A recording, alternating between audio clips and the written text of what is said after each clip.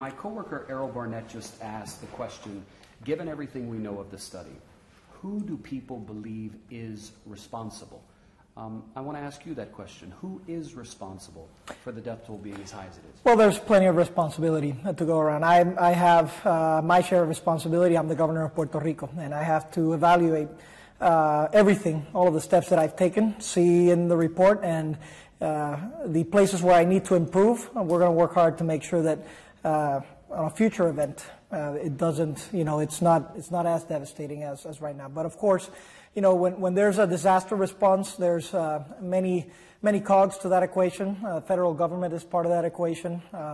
Non-for-profits are part of that equation, a very positive part of that equation, of course. Local government is part of that equation.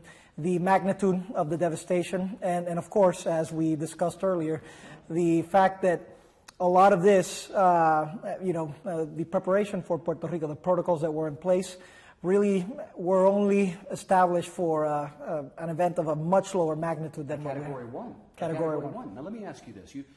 Let's talk about the federal government. I've never once heard you criticize President Trump. A lot of other people have. Mm-hmm. You remember the president was here with you, and he basically said, this is nothing compared to Katrina.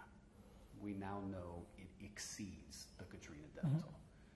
Was your decision not to criticize the president or the federal government strategic? Were you worried about losing out on help you might get from them if you were to criticize?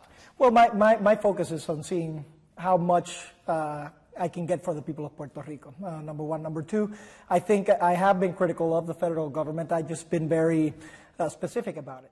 So in the case of my interaction with the president, every time we sat down and we've spoken on the phone, and I've specifically asked for something, in most cases, he has come through.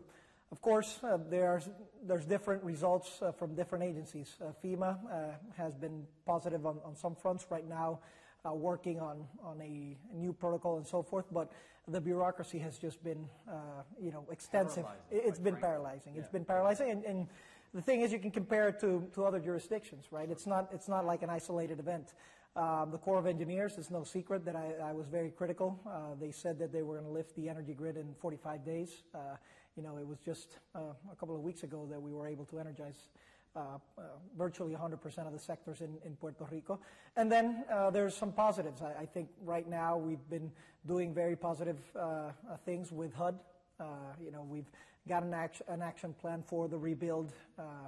So we've had a very positive relationship with the Treasury as well, working on the CDLs and the potential loans. So it's a mixed bag in terms of that. And as governor, my role is to signal out what has worked and what hasn't.